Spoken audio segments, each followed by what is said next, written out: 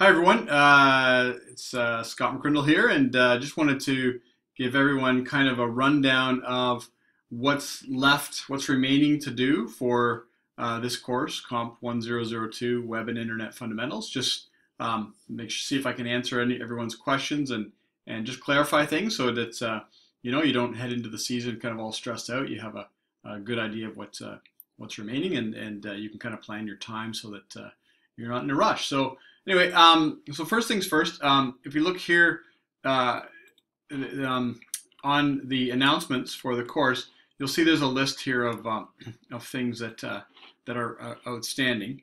Of course, I've given you an extension on assignment 3, and that is the HTML movie poster.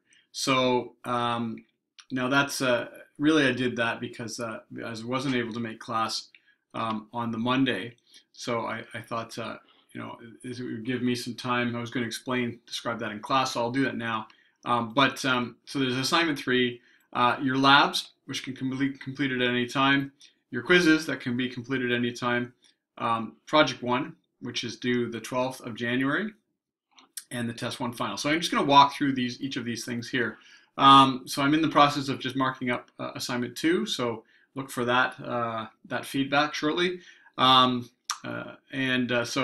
We'll start perhaps with assignment 3.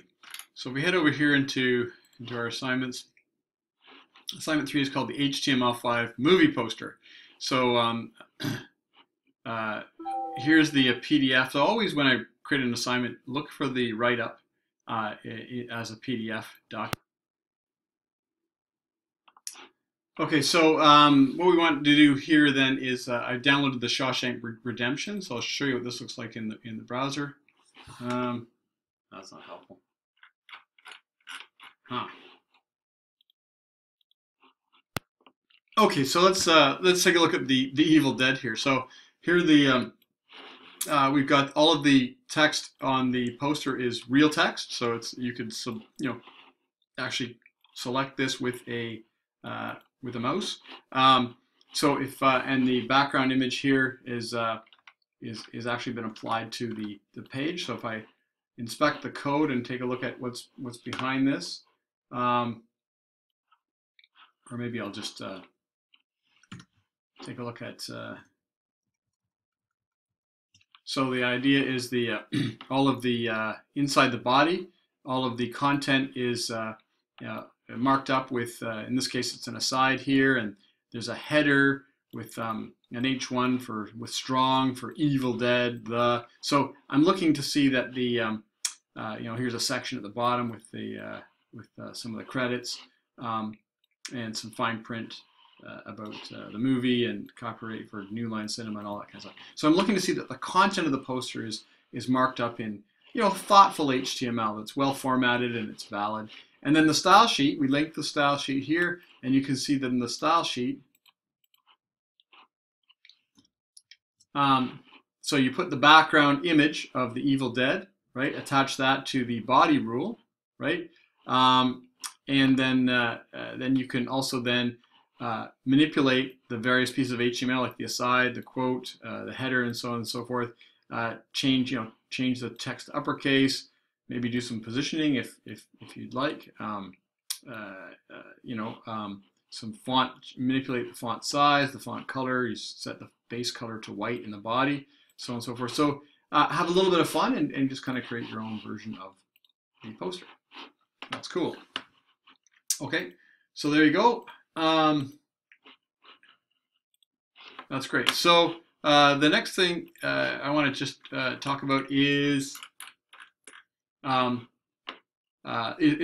lab. So the labs here, if we go into each of the learning modules, each of these weeks, for example, we head over to CSS building blocks and style sheets, or layout with styles, for example. You click on the labs are here, and so the lab will usually contain a PDF, which just gives you some simple instructions, and the code will often be provided in a zip file. So unzip the code, follow the instructions, and submit the work directly to you. Click on the lab here, and you zip up the code and attach it here to the, for example, to the assignment. Hit submit. So if it was a class that you were not that you did not attend, so for example, maybe you missed the class on layout with styles, then head over into the weekly lessons screencasts here and go down here to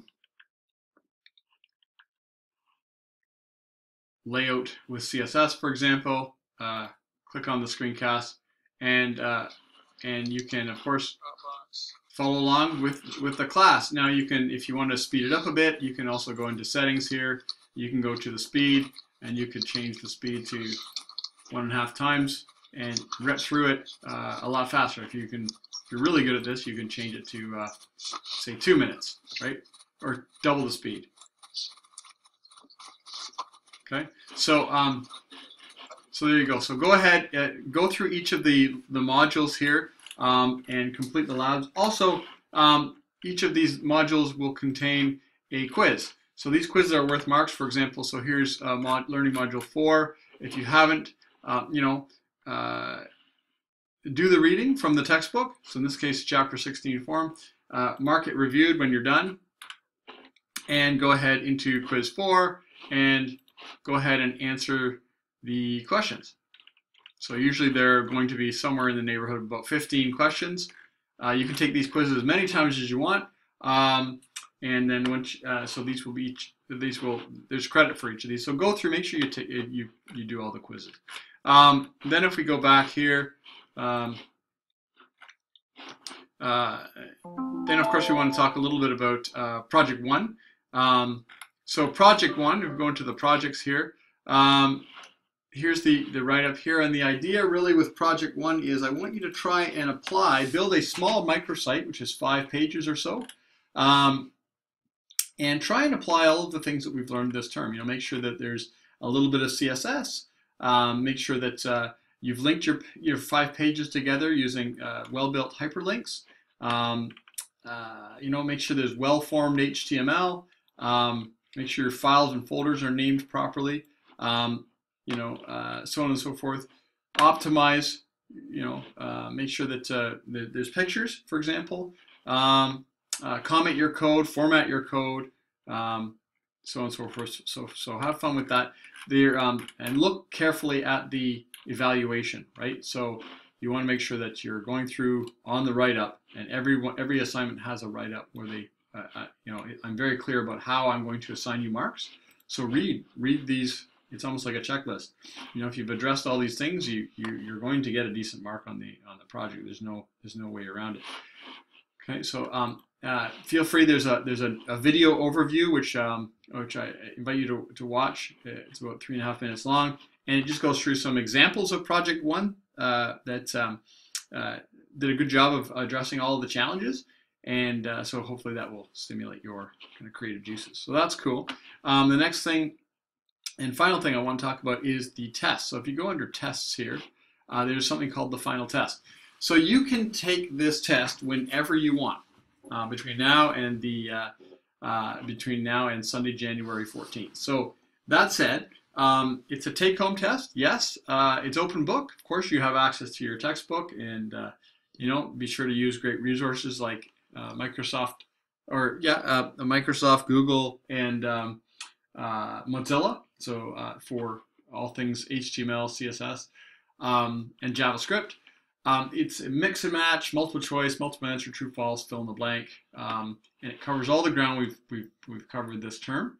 But once you take the test, you have a 3-hour time limit. So you be sure you block out 3 hours of quiet time, and sit down and do the test. The timer will run as soon as you start. So once it's started, you need to complete the test. You can't leave it and come back to it. So be cognizant of that. Set aside some time and find a quiet space to do that work. So there you go. Those are the things that are required for the end of the term.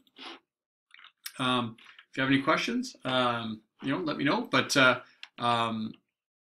your checklist right there in the announcements section. So look through those, make sure you do everything you can. The labs and quizzes are each pretty short. Assignment 3 will be a heap of fun. The test, if you participated, I don't think you'll find it too challenging. It's fair. And project 1, don't leave that to the last minute.